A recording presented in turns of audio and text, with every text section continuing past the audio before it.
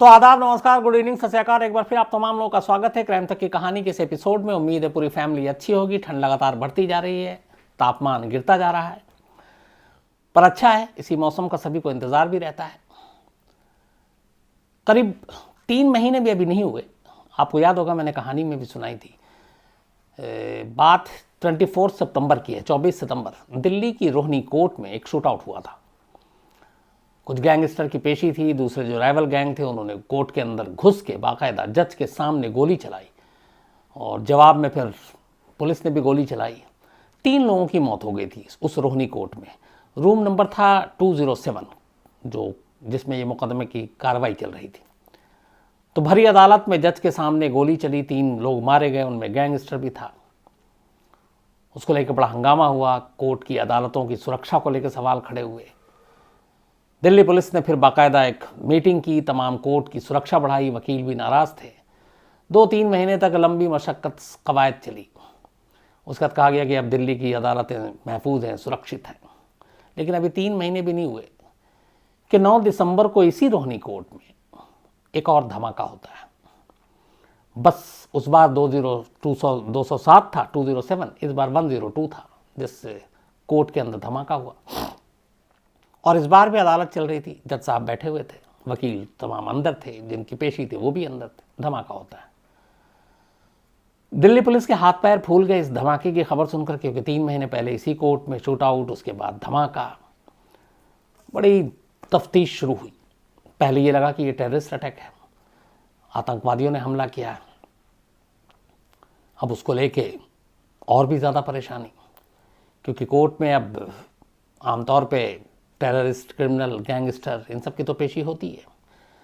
तो दिल्ली पुलिस ने कहा कि इस केस को सुलझाना चाहिए, क्योंकि अब बिल्कुल सुरक्षा को लेकर तमाम सवाल जवाब है। उसका लंबी चौड़ी इन्वेस्टिगेशन होगी। करीब 1000 सीसीटीवी फुटेज खंगाले गए। 1000 सीसीटीवी के 1000 घंटे से ज़्यादा के जो फुटेज थे वो निकाले गए। उस 9 दिसंबर की सुबह कितने केस लिस्टेड थे पूरी रोहिणी कोर्ट में, अलग अलग नंबर होते हैं कोर्ट में, उन सारे लोगों की लिस्ट मंगाई गई कि कोर्ट रूम में किस मामले की पैरवी थी आज, इस केस से कितने लोग जुड़े थे, इनके वकील कौन थे, इनके मुवक्किल कौन थे। कोर्ट के अंदर जो परिसर में पार्किंग में आई थी करीब 1000 गाड़ियां थी, उन 1000 गाड़ियों की जांच की गई, उन 1000 गाड़ियों के मालिकों की जांच की गई। मतलब कोई भी कोना छोड़ा नहीं दिल्ली पुलिस ने, और सब कुछ जांच पड़ताल शुरू की। ये सब करने के बाद एक कहानी सामने आती है, और आज आपके सामने अब वही कहानी है। ये भूमिका थी। दिल्ली में आमतौर पर जहाँ पे आप रहते हैं, ग्राउंड फ्लोर, फर्स्ट फ्लोर, कई जगह देखा गया पड़ोसियों में बड़ा झगड़ा होता है, बड़ी लड़ाइयाँ और ये सारी चीज़ें होती हैं। तो पता चला कि इसका रिश्ता, इसका तार, इस धमाके का एक कोर्ट के अंदर ये 2 पड़ोसियों की लड़ाई से जाकर जुड़ता है। अब अपने आप में कहानी चौंकाने वाली थी। वो कैसे, क्यों, पूरी चीज़ें अब आपको बताता हूँ।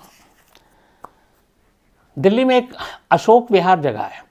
अशोक विहार में एक अपार्टमेंट टाइप की जगह होगी। उसमें एक फर्स्ट फ्लोर और ग्राउंड फ्लोर पे 2 लोग रहते हैं। एक साहब वकील हैं और वकालत करते हैं, और उनका नाम है अमित वशिष्ठ। तो ये पेशे से वकील हैं, वकालत कर रहे हैं। जो उनके पड़ोसी हैं वो भी बड़े पहुंची हुई चीज़ है। वो डीआरडीओ में सीनियर साइंटिस्ट हैं।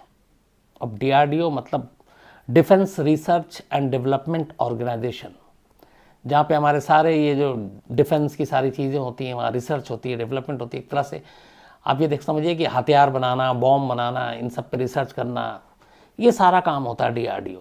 तो एक बहुत ही संवेदनशील जगह है ये। तो वहाँ पे एक साइंटिस्ट जो काम करते हैं, उनका नाम भारत भूषण कटारिया। तो भारत भूषण कटारिया और वकील साहब अमित वशिष्ठ दोनों पड़ोसी हैं। अब दोनों के बीच में अक्सर खटपट खटपट कुछ होता रहता, कभी पानी, कभी सीलन, कभी कुछ और, जो आम नॉर्मल चीज़ें हैं। आप हिंदुस्तान में बहुत सारी जगह पे ये मिलेंगी, पता नहीं विदेश में भी होता है कि नहीं। तो इन दोनों में झगड़ा हुआ और कई बार झगड़ा चला, लेकिन ये झगड़े हद से ज़्यादा बढ़े। जो अपने साइंटिस्ट हैं सीनियर, इन्होंने झगड़े से तंग आकर वकील साहब के खिलाफ 5 मुकदमे कोर्ट में ठोक दिए, घरेलू झगड़े के, पड़ोसी के नाम। अब वकील साहब तो वकील साहब, मुकदमा, जिरा, अदालत, ये तो उनका पेशा भी है, कोर्ट डेली जाना होता है, उनके लिए तो अलग से कुछ करना भी नहीं है। तो वो कहाँ पीछे रहने वाले थे। उन्होंने कहा अच्छा तू 5 मुकदमा ठोकेगा, मैं तुझ पे और ठोकता हूँ। उन्होंने 8 ठोक दिए। अब 8 और 5 13 मुकदमे अदालत में, 2 पड़ोसियों की लड़ाई में। अब उसमें लगातार हर अलग अलग मुकदमे की पेशी होती, जाना पड़ता। वकील साहब को फ़ायदा ये था, मिस वसीम साहब को, कि वो तो कोर्ट में अपना रहते ही हैं, मुकदमा लड़ते हैं, कानून की बारीकियों को समझते हैं, तो वो भी चल रहा था। लेकिन उधर उन्होंने भी अपना ईगो पे ले रखा था साइंटिस्ट साहब ने, वो भी कहते थे पीछे नहीं हटेंगे, और दोनों अब मुकदमा कोर्ट में पैरवी में और सुनवाई पे पहुंच रहे हैं। वकील साहब और इनकी लड़ाई से साइंटिस्ट साहब को बड़ा गुस्सा आया और बड़ी परेशानी थी कि कब तक चलेगा। कहते हैं कि कुछ लोगों ने उन्हें कहा भी कि कहाँ तूने वकील से पंगा ले लिया है, तो तुझे अदालत के चक्कर ही कटवाता रहेगा। तो अब इन्हें लगा कि क्या किया जाए, कैसे छुटकारा पाया जाए। तो अपने डीआरडीओ के सीनियर साइंटिस्ट ने अपना दिमाग लगाया। अब डीआरडीओ में काम कर रहे हैं तो कुछ चीज़ों की बारीकियां, कुछ चीज़ों की जानकारियां उन्हें भी थी, जैसे वकील साहब को वकालत की, मुकदमे की पेशी, पैरवी।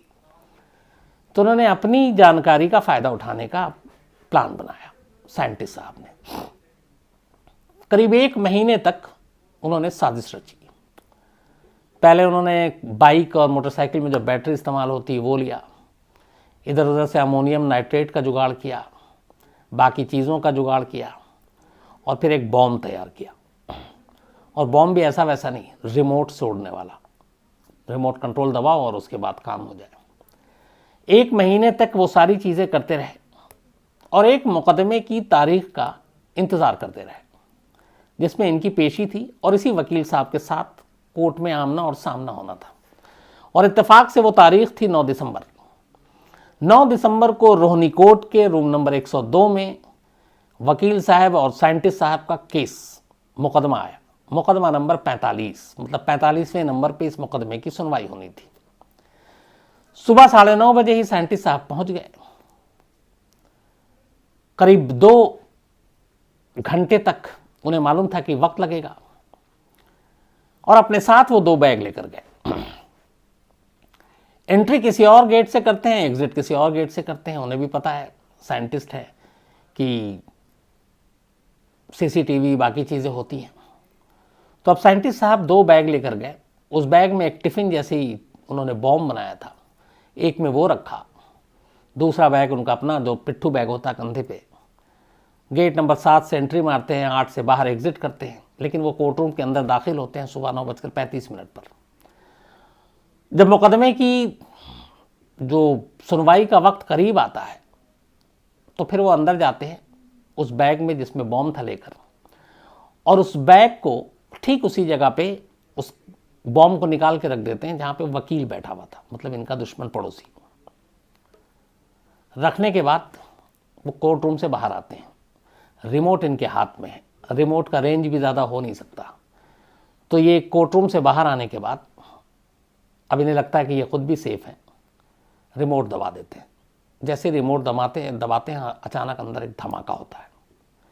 लेकिन किस्मत अच्छी थी उन लोगों की जो उस वक्त कोर्ट रूम में मौजूद थे, वकील साहब की भी, बाकी लोगों की भी, क्योंकि जो इन्होंने बॉम्ब बनाया, अमोनियम नाइट्रेट का उसमें इस्तेमाल किया था, कील छर्रे भी डाले थे।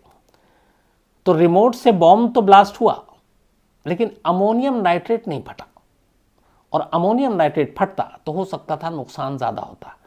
तो वहाँ पे एक ड्यूटी पे जो कोर्ट रूम के सिपाही जो थे, उनको चोट आई, सबसे करीब वहाँ पे वही थे, बाकी किसी और को चोट नहीं आई। तो ज़ख्मी सिर्फ वो हुए, तो एक शख्स ज़ख्मी हुआ।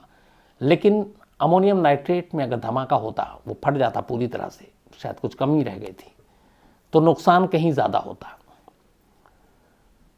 तो रिमोट से करने के बाद धमाका और वो वापस निकल लिया अपने, उन्हें लगा काम हो गया, लेकिन बाद में पता चला हुआ नहीं। अब इसके बाद जब पुलिस सीसीटीवी कैमरे फुटेज, कोर्ट में उस दिन की सुनवाई पेशी ये सब खंगालती है, तो फिर उसे पता चलता है कि यहाँ पे कौन कौन लोगों के मुकदमे की सुनवाई थी, और डाउट होता है कि 2 बैग लेकर एक शख्स अंदर आया और लेकर एक ही जा रहा है, तो ऐसा क्यों।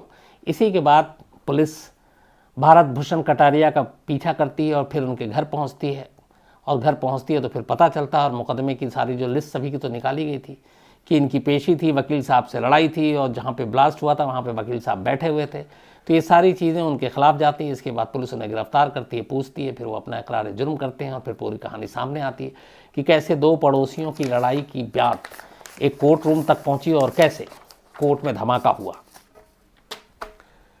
दिल्ली पुलिस की जान इसमें बची, उन्होंने राहत की सांस ली, क्योंकि उन्हें डर ये था कि कहीं ये टेररिस्ट एक तरह की एक्टिविटी ना हो, टेररिस्ट अटैक ना हो। लेकिन ये 2 पड़ोसियों का झगड़ा निकला। मुझे लगता है कि पड़ोसियों के झगड़े में बात कोर्ट रूम के ब्लास्ट और धमाके तक चला जाए, शायद ये इकलौती मिसाल है यहाँ पे, क्योंकि आप 2 पड़ोसी लड़ते हैं, मुकदमे के लिए अदालत तो जाते हैं, एक हारता है एक जीतता है, लेकिन जिस अदालत में हार जीत का फैसला होना, उस अदालत में हार जीत के फैसले से पहले ही बॉम्ब से ही फैसला निपटाने का ये पहला मामला था। तो इसीलिए मुझे लगा आप तक शेयर करूँ। तो आज कहानी में इतना ही, लेकिन ख़त्म करूँ उससे पहले सिलसिला। विक्रमजीत सिंह जी हैं, आज इनका बर्थडे है, तो हैप्पी बर्थडे विक्रमजीत सिंह। और भेजा है सिमरनजीत सिंह जी। इसके अलावा आर्थर संतोष हैं, आर्थव संतोष, तो हैप्पी बर्थडे आर्थव आपको। और प्रकाश रवाते ने भेजा है। डॉक्टर सुमित हैं और इनका बर्थडे हालांकि 17 दिसंबर था। और मीता एंड सुबीर भट्टाचार्य जी ने भेजा है। सॉरी मीता जी, मैं लेट विश कर रहा हूँ, लेकिन डॉक्टर सुमित आपको बहुत बहुत बधाई जन्मदिन की, और आप बहुत लकी हैं, आपको ऐसे माँ बाप मिले। आप हमेशा अच्छे रहें, खुश रहें। और मुझे ये पता चला कि आप एक लंबे वक्त के बाद घर आए हैं, आपका फेवरेट खाना भी बना है। तो जमशेदपुर से हैं मीता जी, और हमारी क्राइम तक फैमिली के बहुत पुरानी मेंबर हैं। अभी सुप्रतीम बनर्जी जब जमशेदपुर गए थे तो बाकायदा उनके घर भी गए थे, मुलाकात भी की थी, तो मुझे सारी खबर मिलती रहती है, तो थैंक यू। इसके अलावा मोहम्मद करीम नूरी हैं, इनका भी आज जन्मदिन है, तो हैप्पी बर्थडे करीम साहब। ये इस्लामपुर वेस्ट बंगाल से हैं। और मुकेश मोक्ष शाह है, तो मोक्ष शाह का भी आज जन्मदिन है, हैप्पी बर्थडे मोक्ष शाह। और ये हितेन शाह जी ने भेजा है, हालांकि इनका बर्थडे कल है, संडे को है, लेकिन कल चूंकि कहानी होती नहीं है तो